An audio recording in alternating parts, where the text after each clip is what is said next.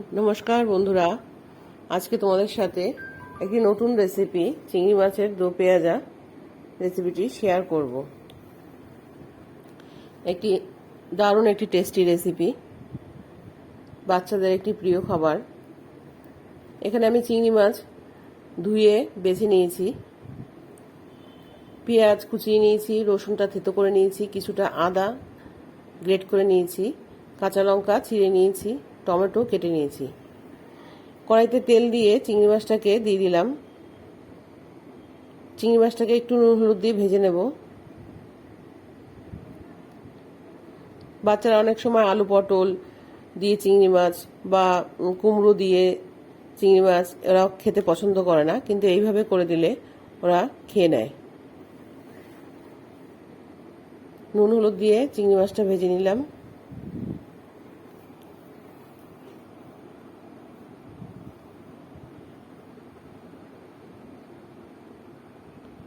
খুব কম সময়ে চটপট করে রান্না হয়ে যায়, এটা খুব সামান্য উপকরণে।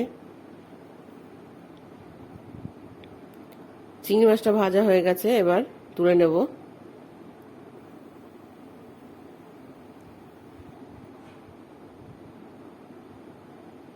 এই তেলের মধ্যেই একটু কালো জিরা ফোড়ন দিয়ে দেব।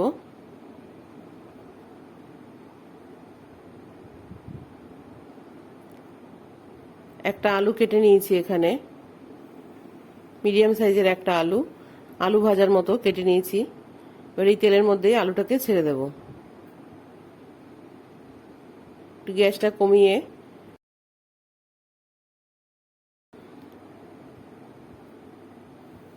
নুন হলুদ দিয়ে আলুটাকে ভেজে নেব। আলুটা ভাজতে ভাজতেই সেদ্ধ হয়ে যাবে।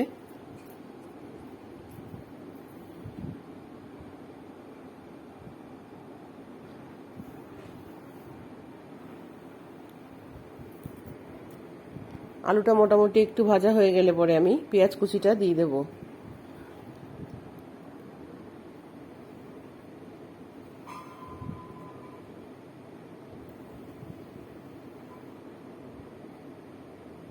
আমি যেহেতু চিংড়ি মাছে একটু নুন দিয়েছি, এখানে আলুতেও নুন হলুদটা পরিমাণে কম দিলাম। দেখো আলুটা সেদ্ধ হয়ে গেছে। পেঁয়াজটা একটু মোটামুটি ভাজা হওয়ার পর রসুনটা দিয়ে দেব। রসুনটা দিয়ে 1 মিনিটের মতো একটু ভেজে নিয়ে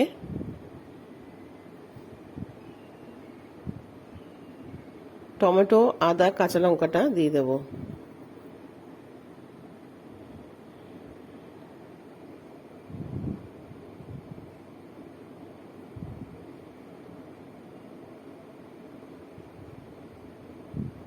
এটায় আমি গরম মশলা ব্যবহার করিনি, তোমরা যদি কেউ মনে করো গরম মশলার গুঁড়ো দেবে দিতে পারো। আমি এখানে গরম মশলার গুঁড়ো ব্যবহার করিনি। ভাজতে ভাজতেই টমেটোটা নরম হয়ে যাবে। একটু ধনে জিরের গুঁড়ো দিয়ে দেব, একটু কাশ্মীরি লঙ্কার গুঁড়ো দিয়ে দেব কালারটা আসার জন্য।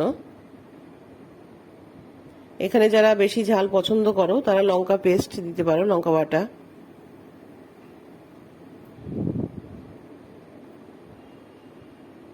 মোটামুটি এটা ভাজা হয়ে এসেছে, এবার চিংড়ি মাছটা দিয়ে দেব।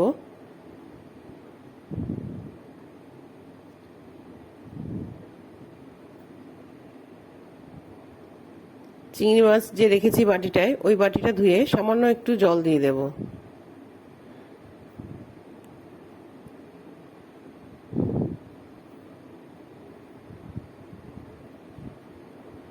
দু চারটে চিনির দানা দিয়ে দেব, টেস্টটা ঠিক থাকার জন্য।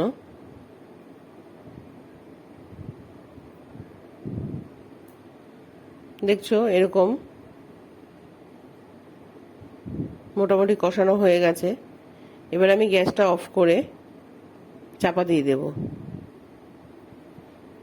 তোমরা যারা গরম মশলা ব্যবহার করবে, এই যে গ্যাসটা অফ করে চাপা দিয়ে দিলাম, তার আগে গরম মশলাটা দিয়ে প্লেটটা দিয়ে চাপা দিয়ে দেবে। দেখো আমার হয়ে গেছে।